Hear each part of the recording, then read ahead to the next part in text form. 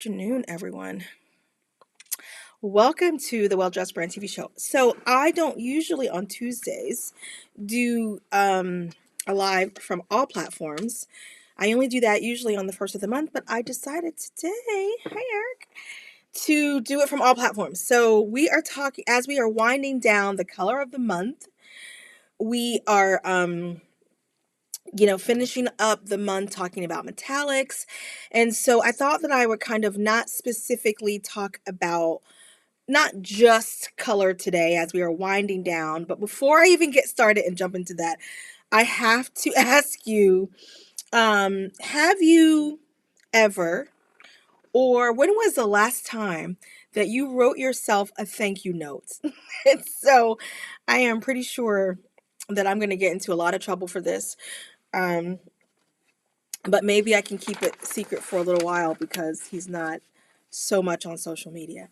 My husband and I found a thank you note that my son wrote to himself this morning, and it is the best thing ever. And so I have to give you some backstory really fast. It's just that like he's not a sports kid; he's so a theater kid. His schedule is a little crazy right now, just between school and theater practice and all the things. And so he had a very late rehearsal last night, and by the time he got home and finished up his homework, he was going to bed a lot later than we would have liked, and a lot later than he probably should have. But he needed to finish. He needed to study for some tests today.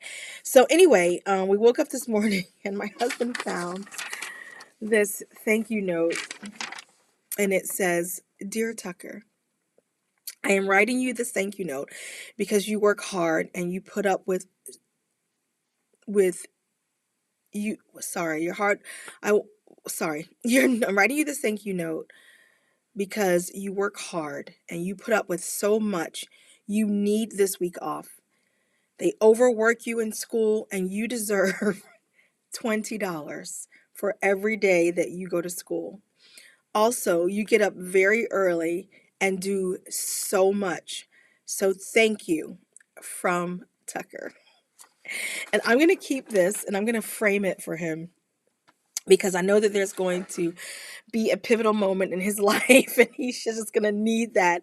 And he needs to remind himself that he wrote this note and this whatever he was I don't know this. I know that in my mama bear heart, it's going to be a very pivotal moment. And my husband and I just sat there this morning reading this. Was like, this is fantastic.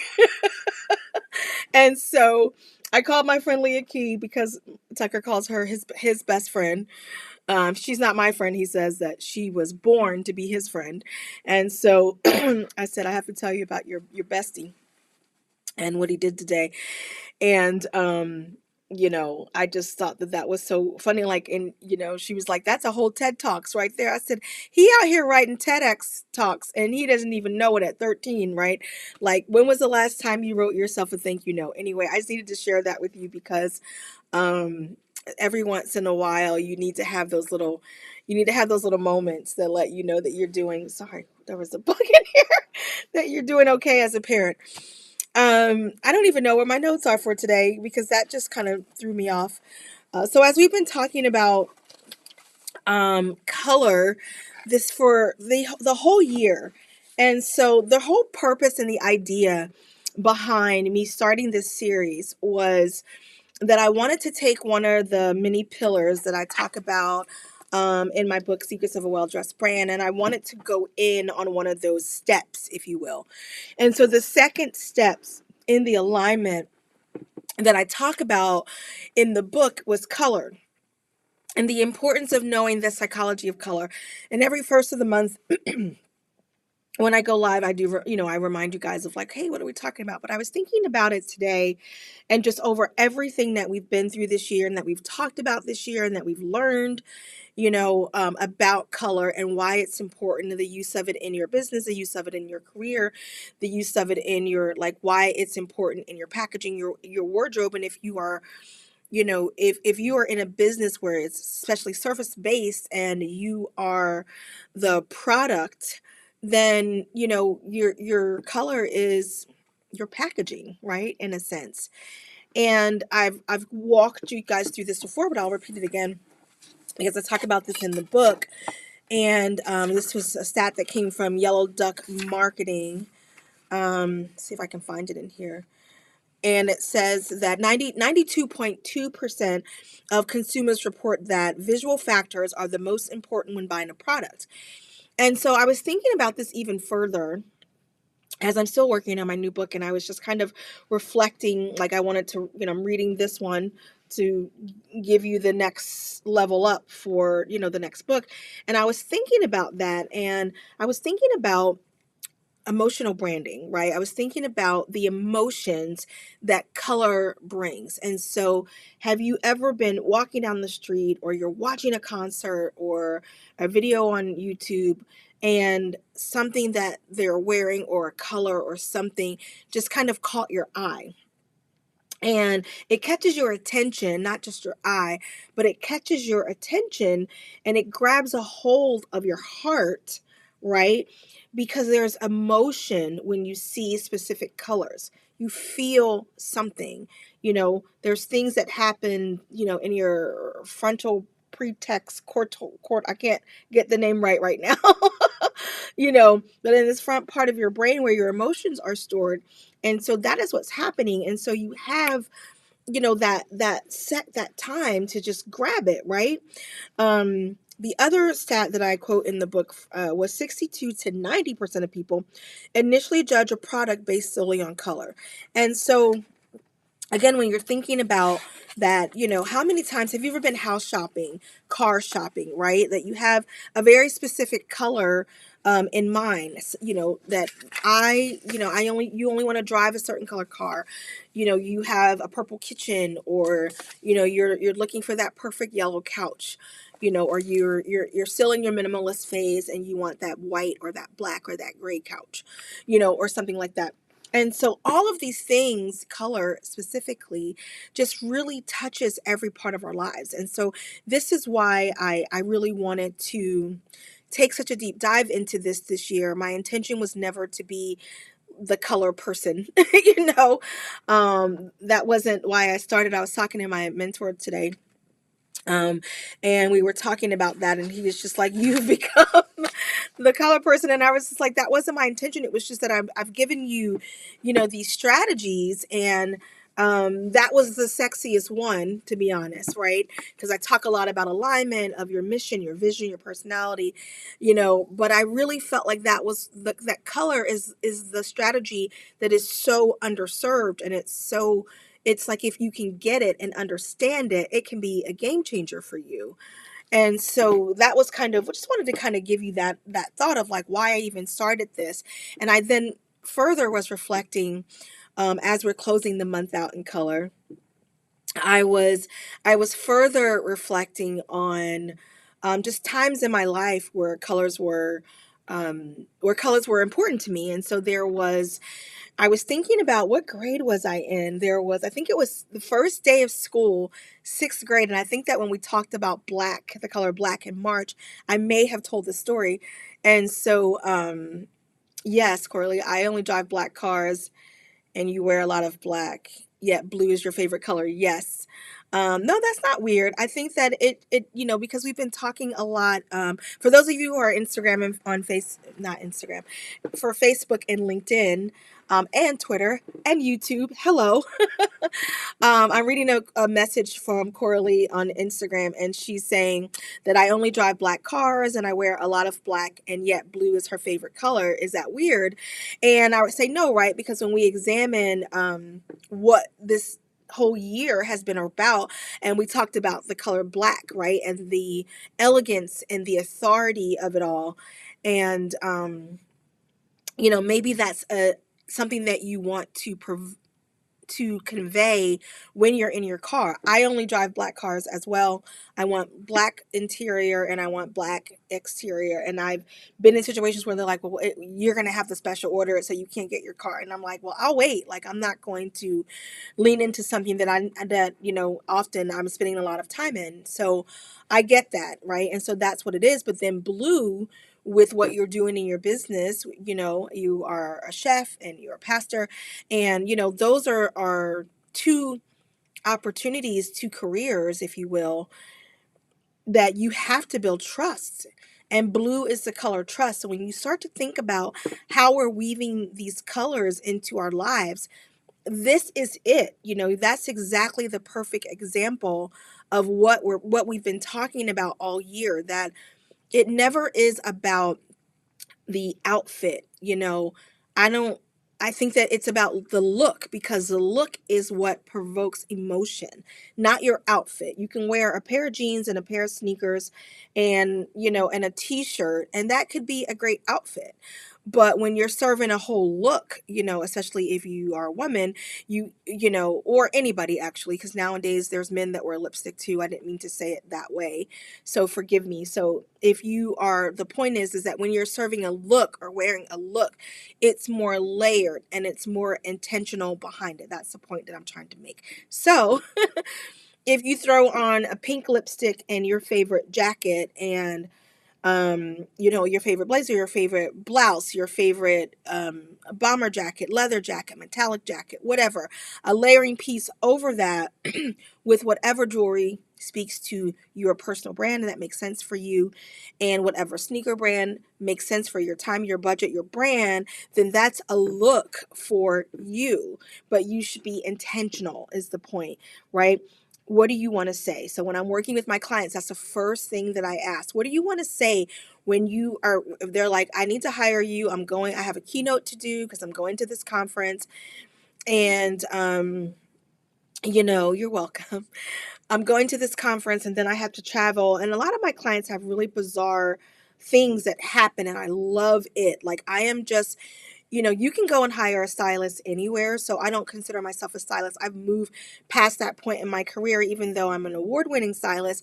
We're going deeper than your personal brand, right? At the Well Dressed Brand, we just do. And so I remember having situations where back to back, I'll never forget this. And I really enjoyed this time because it was so crazy, but it was so wonderful. And some of this you guys have heard, especially on Facebook. But remember when I styled Christy Miranda for the TD Jakes show that he was running about finding new pastors, where she was out serving in another country, and she gets this call, and I think she needed to go from like Brazil to to Dallas, and she was completely out of the country. She did not have time to shop.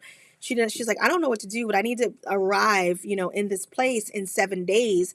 And here's a list of the way I need to portray myself, and also stand out, right? And I kind of specialize in having you blend in, but stand out so that it makes sense, because it really is about the emotion of it all and how we're using color to portray or convey what we need to say in these special moments of our lives.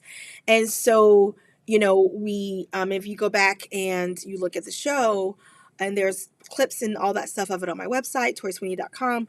But if you go back and just kind of look, she looked different. She stood out.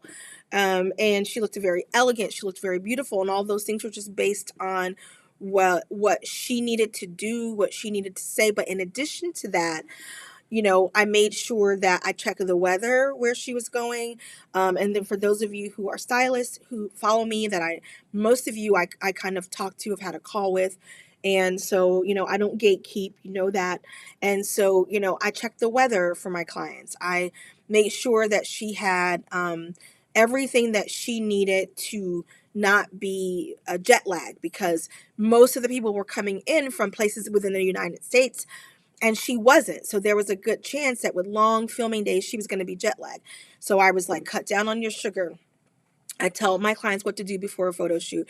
I was like, cut down on your sugar and make sure that you're not having a ton of dairy, because if so, you're going to look just really puffy and tired on TV.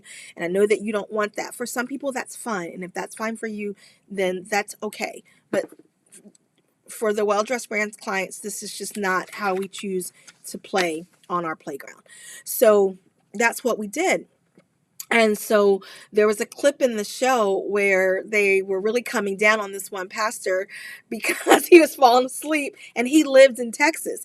And they were like, and she came from a whole nother country, and she's alert, and she's not, because she was a well-dressed brand. And so it wasn't just about her outfits. Nobody even mentioned what she was wearing. And when you're doing it right, it's not necessary for them to mention it. You get it? And so I just love that. And then I write so when I right as I finished with her and sent her off, I got another DM that was like, "Oh my," and they usually start out with, "Oh my God, I need you." And I love it. I love it. And I was like, well, "What's up? I got you." She's like, "I'm in," and her pictures on my website too, because these were just pivotal moments even for me in my business a few years back. And again, it was the same thing that I am in New Orleans and I need to get to New York City, and I'm going to be in the room with Kanye West and, well, not when before all the stuff, and Bill Gates and like all these people speaking on this huge stage. And I need to be, look, do, and I've never hired anybody for my wardrobe, but like I'm here and I have 3 days to get from here to there, and like I need a plan. And I'm like, no worries, I got you. Pulled everything. I met her in New York City. I lived in Philadelphia at the time. And so I grabbed all the clothes, got to met her in at her hotel. We started putting things together to get her ready. She found a place to get her hair done, nails, like the whole deal. And she hit that stage and it looked flawless. And no one saw all the work that was going back. And on a gorgeous blue suit, again, building that trust, and all of these things. And so we did, thinking about Pastor Christy, there was a really pretty like pink that we put her in that was like a blush color, and which looked gorgeous on camera. Like watercolors, jewel tones are the best colors to wear on camera, and they just looked gorgeous on camera. And at color, as we talked about in January when we kicked this off with pink, not color, the color pink in January. When we kicked it off, we learned that that's the color of unconditional love, of one-on-one communication. And so thinking about somebody who's taking stages and speaking, pink was the perfect color to add into the rotation of what she was doing, because it was all about that one-on-one communication. And so those are just kind of some ways that, that's the way that I was hoping to help you to think about the way that you use color and just the way that you get dressed. Because really what I do and what my team does is that we really help you, we really change the way that you think about getting dressed. And so if you've had that experience throughout, I just got a message on Facebook the other day, which was amazing, that said, like, when I heard you speak in Vegas, it really changed the way I think about getting dressed.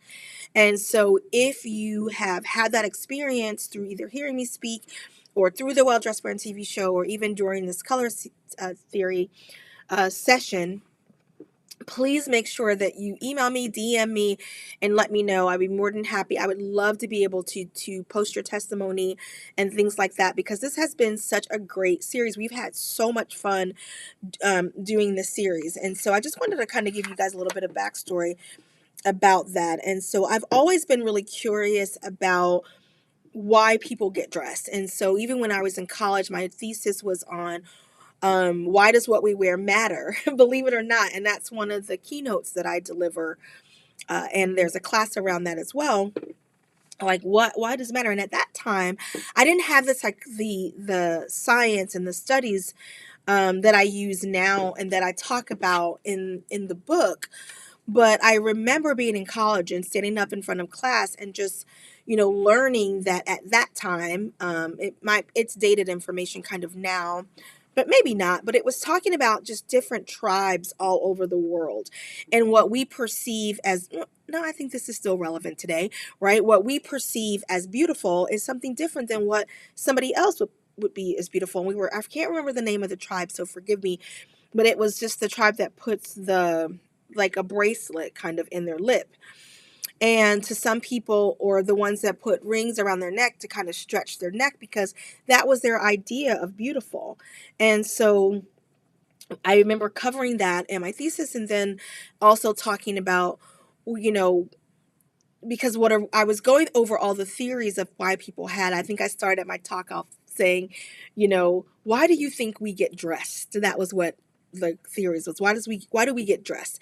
And a lot of the magazines at the time were saying that, especially for women, that we get dressed for other women and not for men. And that, it's that, oh, where'd you get those shoes? And where'd you get that so we get dressed for the admiration of other women was kind of the thing, years and years and years ago, of why that was the motivation, right? Until some studies started to come out in 2015 and 2016 that talked about, it's really the meaning that you give the clothes. And I talk about that at length in the book, and all of those things. And so then when you add the psychology of color into that, and understanding that, it really does enable you to turn your wardrobe into more of a business strategy, more of a career strategy, more of a personal branding strategy, more of a life hack when you set your closet up, and you have a brand right closet. So that was kind of the whole motivation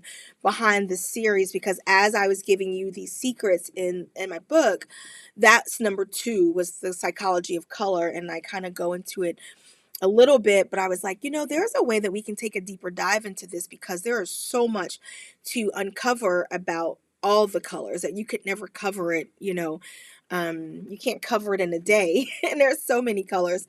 And so I just kind of thought that was something that was interesting, because I think that if you would have asked me prior to me thinking about, the thesis, I would have said, oh no, my thoughts on color and taking a deeper dive into the psychology of specifically color came from when I was working at QVC. And then I realized that that wasn't true, that it started way before then. And I think that for most of us, right, when we start thinking about our lives and that thing that you're into right now, whatever it is, that rather it's cooking or playing with your Barbie dolls and designing clothes for them like I did, all of those things are so present in our lives, you know, from when we were kids. And so I have always liked color. I still remember I realized this morning I have so many vivid color memories. I still remember, you know, growing up, I just thought that my mom was the most beautiful woman in the world. And because she was. And I remember that I just wanted to be like her. And I just wanted to be as beautiful as she was. And I remember one day her laying out this crisp white t-shirt and cut off jeans. And she would lay one out for herself. And then she laid one out for me. And then she would pull out her white Keds, and then she went to go pull mine out. And because I was like 4 or 5 years old, mine were dirty. And I remember her still standing at the kitchen sink as a single mom, and with and scrubbing my sneakers clean, because they had to be fresh and white. So fresh and so clean. They they had to be that way. And I remember the joy that it brought me that day to just dress like my mom, and I think that was really my introduction into style, if you will, because it was like I got to emulate something that I see. And today we have Pinterest. Before that, we had magazines. We still have magazines, but we probably spend more time on Pinterest than we are flipping through magazines, right? And so I just think that you have all these memories, and I want to know what your color memories are as well. I was thinking about that. I was also thinking about in review, right? Because we talked about the color white in April, right? And that newness and those fresh ideas, the new beginnings. And so I was also thinking about, I think it was sixth grade and first day of school, and you had shopped. I lived in New Jersey. We lived in the projects for about 3 years. It was like sixth, seventh, eighth grade, and we were getting ready I was getting ready to go into, like the junior high, and it was not a very good school in New Jersey. Like kids were always getting into fights, and it wasn't uncommon for, people to really, really hurt each other and unalive people. And so my mother decided that I would not be going to that school. And so that was when we moved to Pennsylvania, when I was 14. But anyway, I remember first day of sixth grade, I was thinking about this, going back to the color black. And then we didn't cover gray. We covered the color gray this month in the sense of metallics, because as we talked about this month, as we're talking about metallics, like gray, silver metallic is the metallic version of gray, and gold is the metallic version of yellow. And then I will be, for the remainder of the month, posting the metallic versions of different colors. And so I was going to talk about bronze today, but since we just did brown, I was like, you know what? No, I'm going to kind of do a last hoorah of color today as we are ending this series. And so, um, quickly back to sixth grade. And I remember, and it's back, right? The two-tone denim outfit. So I remember I was so excited about this outfit, and it was gray. And you guys have already seen this on all of Instagram, TikTok, because it's back right now, right? The one side was gray and the one side was black, and then the one side of my jeans were black and the one side was gray. And when I tell you, I thought I was, you couldn't tell me nothing. I thought I was the bee's knees with my outfit on. And hold on, I had the matching baseball cap, which I wasn't allowed to wear in school. But I wore it into the building because, I mean, we need to make an entrance. And then I pulled out of my backpack my black and gray Trapper Keeper. So when I tell you how color has really mattered, to me without me even realizing it, right? How it has been such an essential part of my personal brand and my wardrobe for so long, and my strategy, you know, for so long. And I thought that was so hilarious. And I have so many just pivotal moments of just the outfit, right? Or the look, rather, the look with the color, and just how it made me feel. And so I certainly didn't feel insecure walking into sixth grade that day. Like, I knew my outfit was everything. I knew it. You couldn't have told me that it wasn't. And priding myself on the fact that nobody was going to have the same thing. I mean, if you were an 80s kid, you grew up in the height of like that 80s hip hop, you like your sneakers couldn't be dirty, and you didn't want to have the same things. And that's still in me now. And as I was talking to my mentor this morning, we were talking about one story that I think I can share with you, but we were talking about all these different things, and I was telling him about, like, oh, I just don't want, like, to be like anybody else. And I try to get that from my clients too, that they are not showing up and they look like anybody else. And it's not anything crazy, it's just these subtle little emotions that make people take notice. And so I love that. And that's what I get to do every day when I get up. And I'm very grateful for that. I just want to make sure that I didn't even write anything really down. I just wanted to get my thoughts out about the color and the Trapper Keeper and stuff. And in closing, I think I was gonna say, we're going back a little bit. I was going to say that I thought that I want to talk a little bit about color getting me unstuck in a sense, right?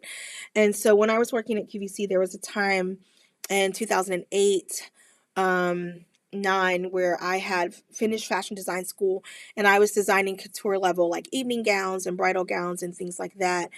And I had launched a business called Her Majesty the Queen, which was inspired by my trip to London and seeing I went to Paris and London in college, and then I just was seeing all these signs that were like, this was created for Her Majesty the Queen.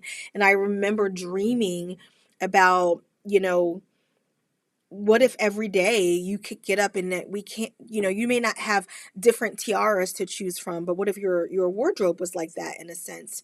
And it was something that just really internally made you feel, internally and externally made you feel like a queen. And that was my that was my big idea.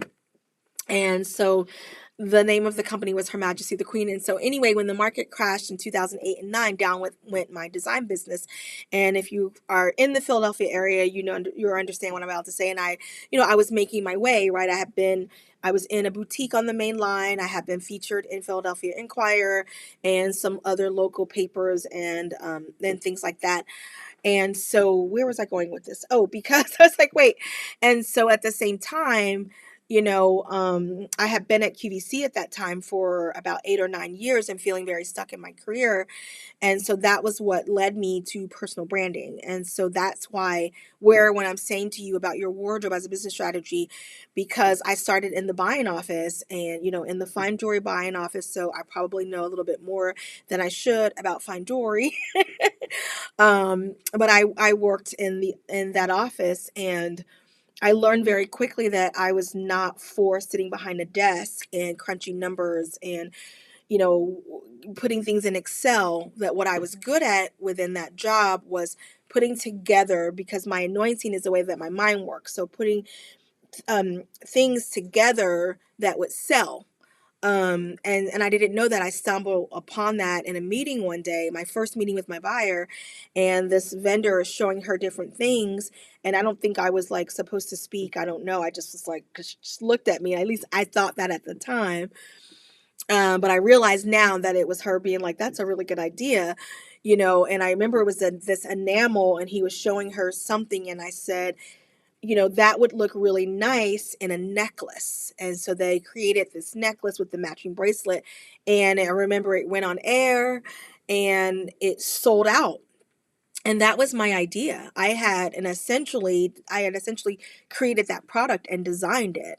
And it completely sold out. So I knew I was onto something. And so I did not do well in that job, and they had invited me to leave and find another job because I just wasn't good at the part of it that I needed to be, which was sitting at the desk and crunching numbers with pricing and blah, blah, blah. I had more to give. And so that's how I ended up in the image department as a freelance stylist. So I started as a part-time stylist while I decided that time to go back to school, because I already had my fashion marketing or business degree in marketing, and I went back for fashion design. And so that's how all that led. And then by the time I got to 2008, this was like 2000, by the time I got to 2008, and have been working in all of those things, then the market crashed and blah, blah, blah, blah, blah. And I just needed to find like what my next act was going to be. And so I really started to look at my coworkers and just kind of what they had to offer that I was missing, because all of us, the same as you picking any stylist today, every stylist is different at they're good. Hello, Kim Coles.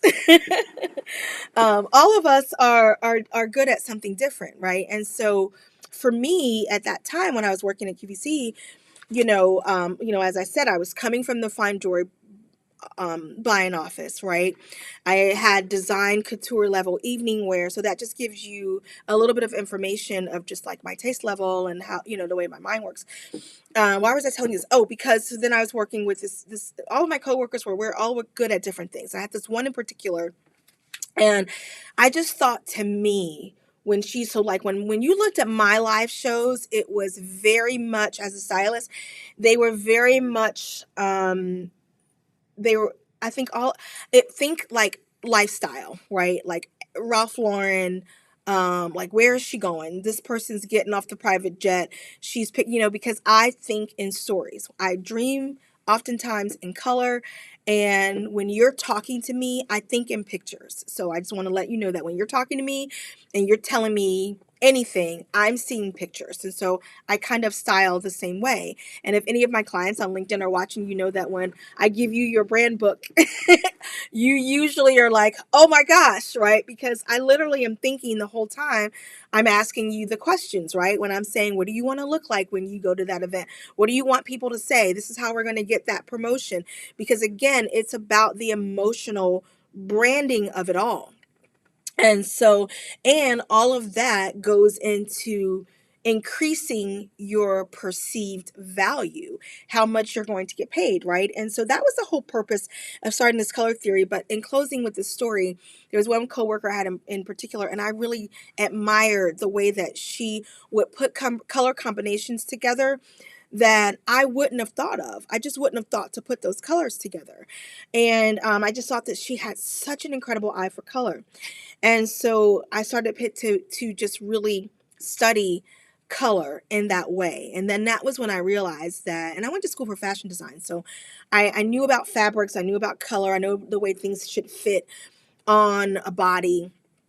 My degree my actual degree says specialized business. So I learned sales, I learned marketing, like all of those things. And then when I went back to fashion design, I had to learn color theory and fabrication and how to put a collection together and all of those things. And so that is all a little bit of the things that are swirling around in my brain from that time in my life. But that's how I kind of started to pay more attention to the color. And so when I got promoted into my last role on QVC, I had already started looking at personal branding and how I was going to get myself out of this live show stylist role, because there was no upward mobility. There was nothing to get promoted into. And at that time, their senior stylist role like didn't exist. And so I had to try to help them to create that for me in a sense, and so there was just different strategies, career strategies that I use. And when I got promoted to the point where I was like a style director, where I'm shopping and dressing the host, I'm in their home, I'm on shoots with them, we're going to Italy, we're going to, shooting commercials and doing all of these things. By the time I was at that point, all of this was coming with me. And so then I just needed to, I've spent the last decade of my life really focusing on all of the things that I've learned, plus coupled with branding and how this all works, to be able to give you these, and what I did was then I just dumped it all in here. So everything that I had learned up until that point was what I've learned in here and how it impacted the bottom line. And that's why the subtitle is The Art of Increasing Your Perceived Value, because I've had the privilege of working at the largest home shopping center in the world. So live television means nothing to me in the sense of like it's easier for me than to do like I'm going down a rabbit trail. Sorry. So anyway, so that was kind of like how I wanted to close out the color series this day, and let you know where the ideas came from. But it's in my book. It's the second secret is the color theory. And so that's why I really wanted to zero in on that color theory for you and have you think about it in a way. And now when I watch HGTV, they're talking about the psychology of color when they're putting a room together, right? Because again, it's your emotion. When you walk into your bedroom, when you walk into your bathroom, this is why when we watch those makeover shows and the homeowner comes home and they walk into that room for the first time and they're like, oh, and that is the same thing that happens with your wardrobe. It's the same thing that happens with your packaging. It's the same thing that happens with your book cover when you're writing a book. And then it's the perceived value of what you're putting out there, because there's a value of what it is, right? Based on your knowledge and your expertise. And then there's someone always going to look at it and say, I would never pay that for that item. I would never book that person as a speaker at $100,000 or $500,000 or $50,000, right? Because and that goes back to their organization and their core values, right? So that's why I put it in alignment with your personality, your image, your mission, your vision, and then through that, using color, making sure your closet is a brand right closet. Like I don't care how organized it is or isn't, that those things matter too, because that, again, we did a whole show on clutter and the mental capacity and what it does to you. Like, I'm bringing all of these things to you. Especially this time of year, I want to put it fresh in your brain, because we are going on into a next year. And so I want you to have these strategies so that as you're moving forward with your goals and your dreams and your plans, and you're going to be executing them, I want you to be thinking about these things, that next big meeting that you have, that next keynote that you have, that next workshop that you're going to do as you're still working on your book. And you start doing your book tours and things like that, as you are like, this is a year I'm going to ask for that raise, right? Then you want to be very clear on your mission, your vision, your image, your personality, that what you're bringing to the table, right? What it is about that that's making you fascinating, or as Kim Cole says, captivating, right? What are those things? And as the Well Dressed brand, we say, what is that thing that's going to make you show up and shut it all the way down? That is what we do. We show up and shut it down, and when, for those of you who are like, what does that even mean? Right? It's like when you're shutting it down, I feel like, oh, like as the kids say, you left no crumbs, but you just like, there's no question. There's no question that you are the person for the job.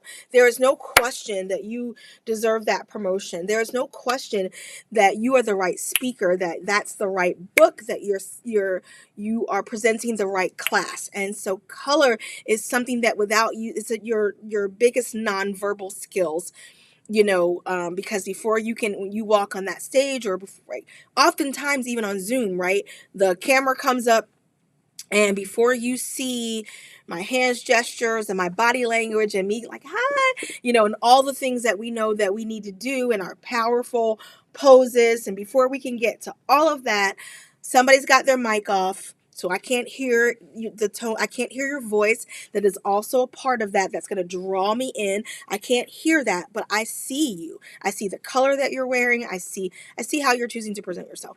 And so I just want to make sure that I can't drive that home enough. It is not about the article of clothing. It's not specifically, it's about your personal brand and being in complete alignment with what it is that you're trying to accomplish. And so that was why I felt like it was so important to really dive into color this year in the way that we did it. So thank you so much for all of you who are tuning in every Tuesday on LinkedIn. On LinkedIn, on Instagram, once a month on LinkedIn, and everywhere else. I appreciate you being so attentive, and thank you for all of your wonderful feedback as we close out this series. This is the last one. And so I am working on something very special for you guys around color that will be available in the new year. And but this is it for the series. We have one more interview for the Well Dressed Brand TV show for this year, and then I am taking the month of December off for just spiritual revival, and just working on what I want to accomplish with the Well Dressed Brand, and I'm working on my new book that I really need to get finished. So I wanted to give you this foundation so that as we go into the next level of what we're trying to create, then you have the foundation. So if you haven't picked up my book, make sure that you pick it up, so that when we launch the new one in 2024, everything in that one would be even better. You don't have to read one or the like one to get two. They're not connected in that way. But if you read the first one, then you're going to feel like you've not missed out on some parts of the conversation. So, all right, you guys, thank you so much for your time today as we close out this color series. I hope that you thoroughly enjoyed it. And like I said, if you have watched any of the shows and it has impacted you, make sure that you email me or send me a DM.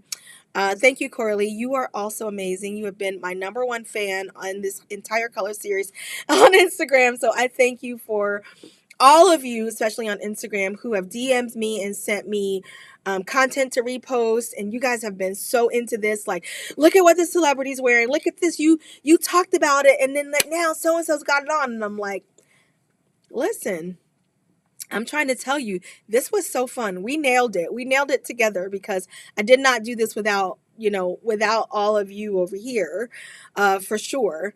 And so many of you on what I'm talking about, LinkedIn and Twitter and YouTube, just saying like, oh, I'm enjoying this, or this is my favorite color. Like when you comment and you share and you repost, it makes such a huge difference. So thank you, thank you, thank you, thank you, thank you. So, and I'm excited about what we're going to be talking about in the new year.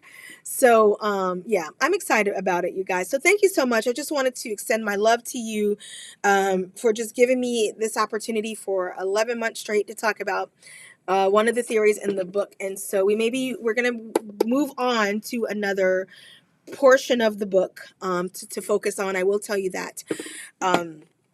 And so when you can follow along, I wanted you guys to get a full experience.